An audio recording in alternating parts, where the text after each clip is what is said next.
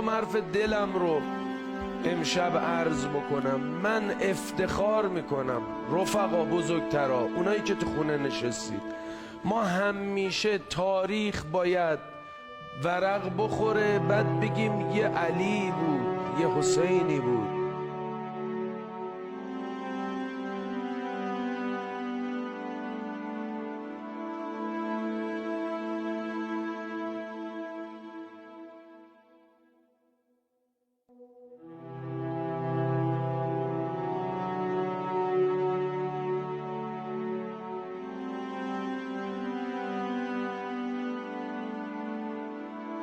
ما همیشه تاریخ باید ورق بخوره بعد بگیم یه علی بود، یه حسینی بود.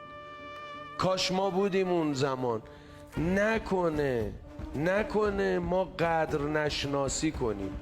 یک روزی تاریخ جوانهایی میان قبطه میخورن، میگن خوشا به حال اون کسانی که در زمان آسدعلی بودن. من با تمام افتخارم خدا رو شکر میکنم در کشوری زندگی میکنم که رهبرش علیه. در زمانی دارم زندگی میکنم و نفس میکشم که علی داره زندگی میکنه.